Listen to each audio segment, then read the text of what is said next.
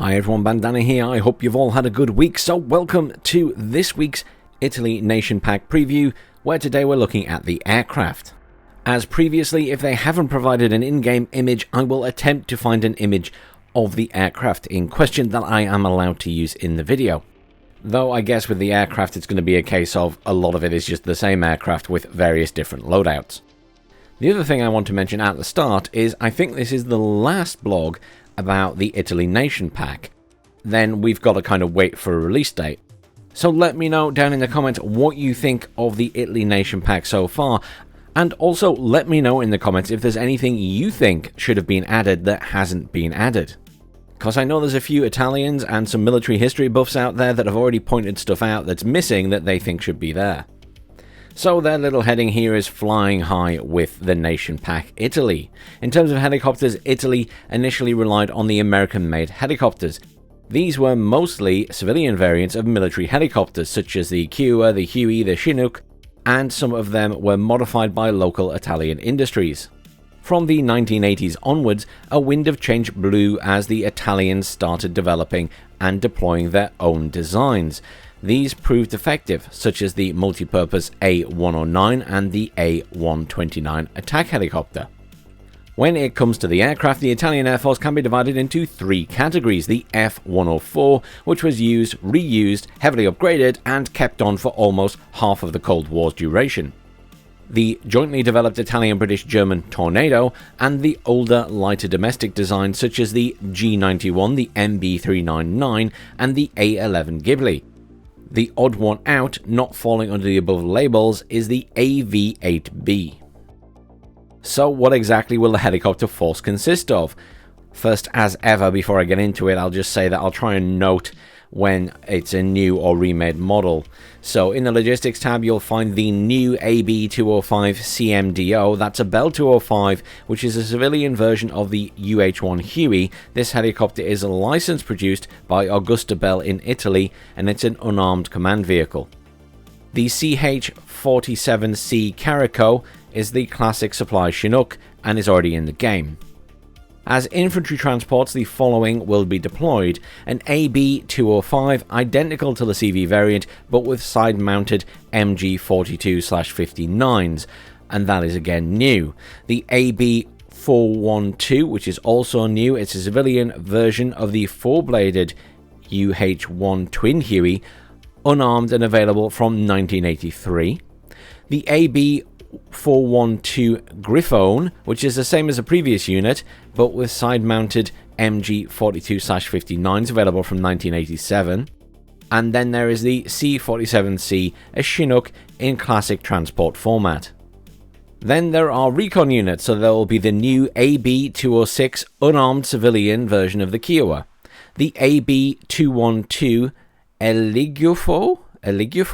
I have no idea how to pronounce that. It's a civilian version of the twin-bladed UH-1 Tin Huey. This specific Marina variant was fitted with electronic equipment for naval surveillance. In-game it will act as an unarmed radar recon helicopter available from 1983. Again, that is a new or remade model, as are the next two. So the A109 EOA-1 is an unarmed recon helicopter, faster and more resilient than the AB-206, available from 1988.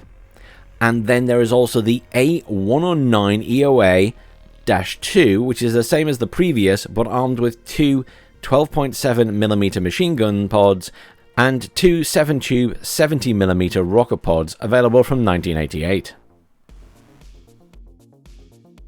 And lastly, of course, there are dedicated attack or gunship helicopters, all of which are new to the game. First up is the AB-205 Mammy. What a name for a helicopter, the Mammy. This is a Huey fitted with twin 7.62mm Gatlings and two 7-tube 70mm rocket pods.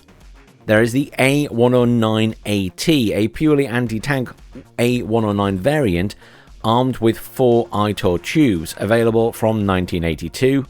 There will also be the A129 Mangusta, which is a gunship variant with 8 Tortu tubes and 2 7-tube 70mm rocket pods, available from 1990.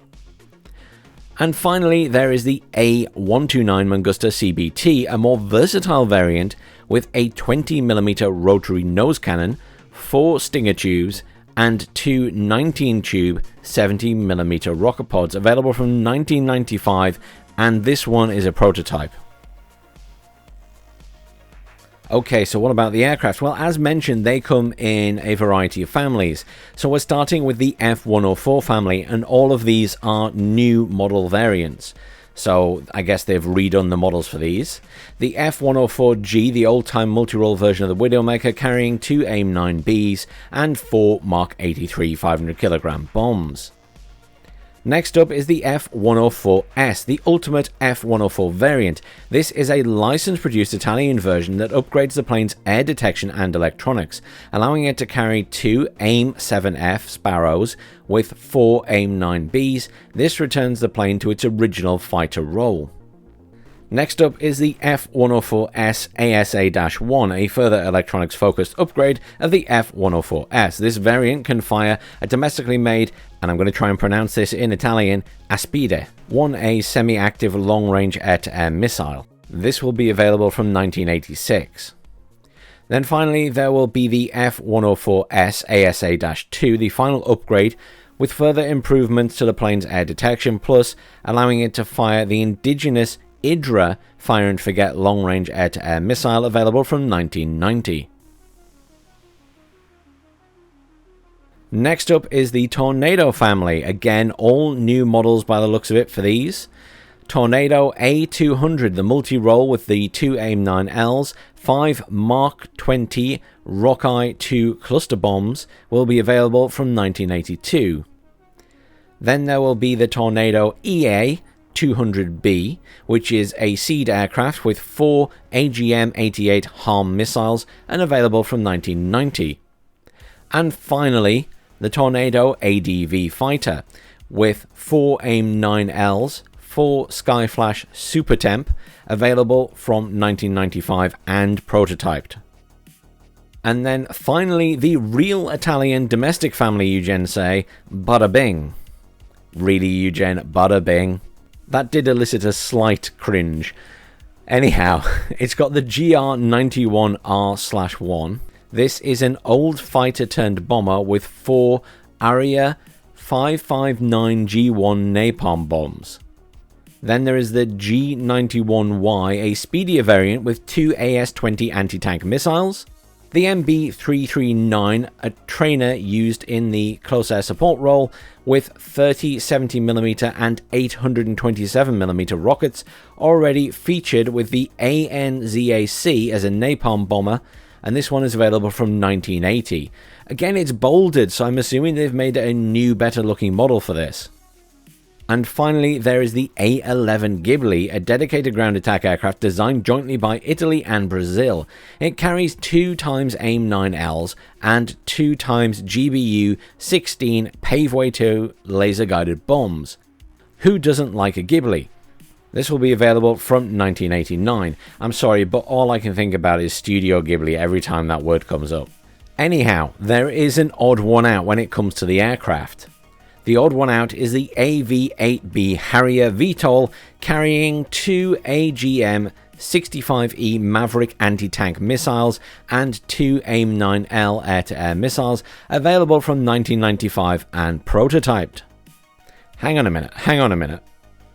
So, can I just note that they've specifically mentioned here VTOL, and it's a prototype. Why would a Harrier be a prototype? This is a completely wild assumption, but are they suggesting this is capable of landing? As in, it's a proper VTOL in the game?